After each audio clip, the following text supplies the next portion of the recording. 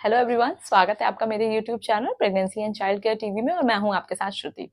आज के इस वीडियो में मैं आपके साथ बात करने वाली हूं कि अगर आपकी डिलीवरी भी अक्टूबर, नवंबर या दिसंबर के महीने में होने वाली है तो आपको किन चीज़ों का खास ख्याल रखना चाहिए। इसके साथ ही ये वीडियो बहुत इंपॉर्टेंट होने वाली है, तो आप लास्ट तक ज़रूर देखिएगा, क्योंकि मैं आपको बताऊंगी अपने एक्सपीरियंस पर बेस्ड कुछ ऐसी चीज़ें जो आपको नॉर्मल डिलीवरी में बहुत ही ज़्यादा मदद करने वाली हैं। तो फ्रेंड्स, आप मुझे कमेंट सेक्शन में कमेंट करके ज़रूर बताइए कि आपकी डिलीवरी किस मंथ में होने वाली है। तो चलिए वीडियो को स्टार्ट करते हैं। सबसे पहली चीज़ जो आपको ध्यान में रखनी है वो ये है कि इस समय क्या होता है, इंडिया में हर जगह मौसम धीरे-धीरे बदल रहा होता है। ठंडी आ रही है, अब हल्की-हल्की ठंडी आ गई है। तो आपको क्या ध्यान रखना है कि आपको किसी भी तरीके से सर्दी, खाँसी, ज़ुकाम या बुखार ये सब चीज़ें ना होने पाएँ, नहीं तो आपकी डिलीवरी के समय आपको दिक्कत आ जाएगी। इसके लिए आप अपनी इम्यूनिटी को बढ़ाते रहिए। आप विटामिन सी वाले फ्रूट्स अपने डाइट में शामिल कीजिए। इसके साथ ही ड्राई फ्रूट्स भी आप अपनी डाइट में शामिल कर सकते हैं।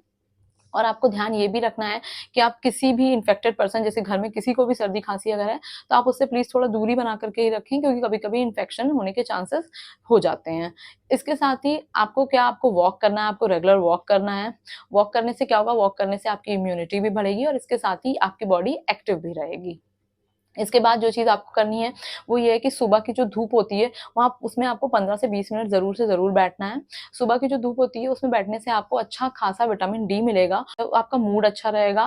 देखिए, अब आपका डिलीवरी का समय नज़दीक आ गया है, तो आपको क्या करना है, आपको अपना जो भी ठंडी के हिसाब से, जैसे आपकी डिलीवरी तो अब सर्दियों में ही होगी, तो आपको ठंडी के हिसाब से अपना और अपने बेबी का हॉस्पिटल बैग जो है, वो पैक कर लेना है।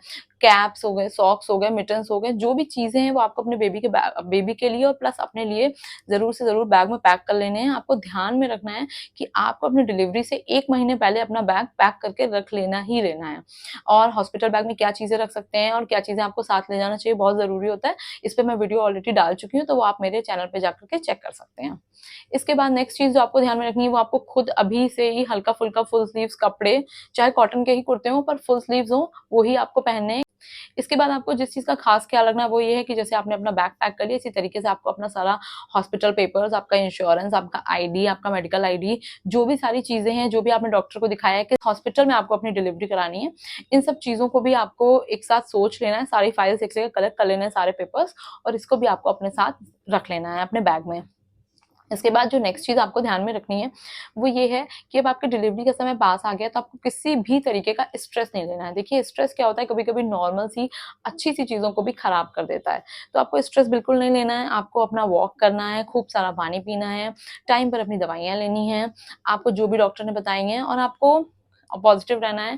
आप स्ट्रेस को कम करने के लिए आप योगा कर सकते हैं, प्रीनेटल योगा कर सकते हैं, जो भी आपकी एक्सरसाइज़ेज़ डॉक्टर ने बताई हैं, वो कर सकते हैं।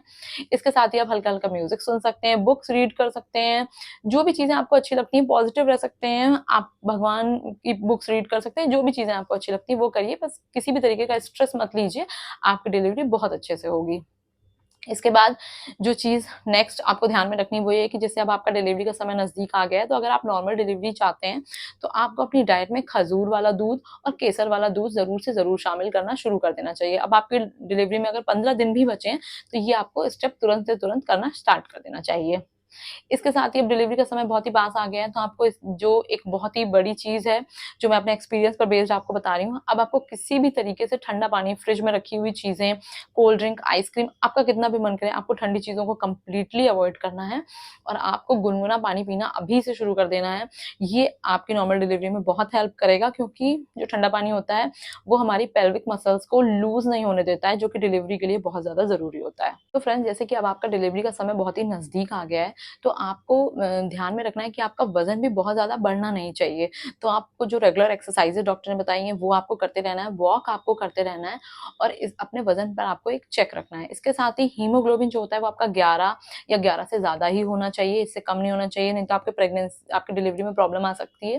और उसके साथ ही बीपी और शुगर पर भी आपको अपने कंट्रोल रखना है, आपको चेक करते रहना है, चेक करवाते रहना है डॉक्टर से। इसमें भी किसी तरीके का आपको थोड़ा भी ऊपर-ज़्यादा हुआ, तो फिर आपको डिलीवरी के समय प्रॉब्लम आ सकती है। इसके बाद नेक्स्ट जो चीज़ आपको ध्यान में रखनी है, वो ये है कि देखिए, अब आपका डिलीवरी का समय नज़दीक आ गया है, तो आपको किसी भी तरीके का, अगर आपको लेबर पेन्स बार-बार आ रहे हैं, फ्रीक्वेंट आ रहे हैं, आपको कुछ भी दर्द आपके पेट में आपको फ़ील होता है, जैसे कि 10 15 दिन या 1 महीना ही आपके उसमें बचा हुआ है, लेकिन आपको बार-बार क्या होता है कि फ़ॉल्स लेबर पेन तो हमको आते ही रहते हैं। 1 घंटे में 3 से 4 बार लेबर पेन फ़ील हो रहा है, बहुत ज़्यादा आपको फ़ील हो रहा है, उसकी फ्रीक्वेंसी ज़्यादा है, तो आपको तुरंत अपने डॉक्टर से कंसल्ट करना है, आपको बिल्कुल भी देरी नहीं करनी है। इसके साथ ही जो एक क्वेश्चन बार-बार मुझसे पूछा जाता है वो ये है कि जैसे अब आपका डिलीवरी का समय नज़दीक है, आपने जो लास्ट अल्ट्रासाउंड कराया उसमें अगर आपका बेबी का वेट कम आ रहा है, तो ये भी एक आपको नॉर्मल डिलीवरी के लिए आपके चांसेस कम कर सकता है।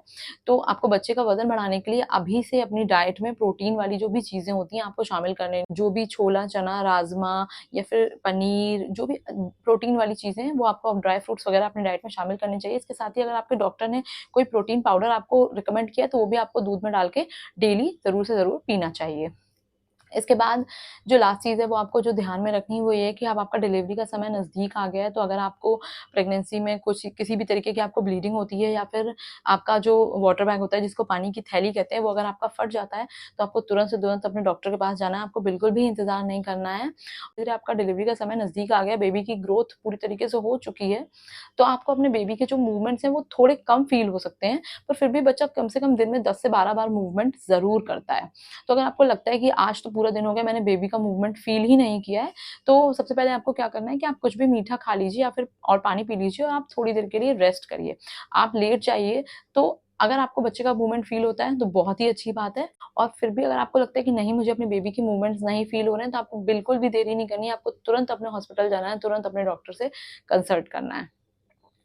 तो आज के वीडियो में बस इतना ही, मैंने आपको सारी चीज़ें बता दी जो कि आपको ध्यान में रखनी है अपनी डिलीवरी के लिए। इसके साथ ही नॉर्मल डिलीवरी के लिए आप क्या कुछ कर सकते हैं वो भी मैंने आप इस वीडियो में आपके साथ शेयर कर दिया। मैं अपने channel per month two month pregnancy के भी वीडियो शेयर कर रही हूँ, जो मंथ टू मंथ क्या सिम्पटम्स होते हैं। तो प्लीज़ आप मेरे चैनल को सब्सक्राइब कीजिए। आपको अच्छा लगा तो मेरे वीडियोज़ को लाइक कीजिए और कमेंट करके आप बताइए कि आपको क्या आपके क्वेश्चन्स हैं, क्या आपके क्वेरीज़ हैं, मैं उस पे वीडियो ज़रूर से ज़रूर शेयर करूँगी। तो मिलते हैं नेक्स्ट वीडियो में। Thank you for watching.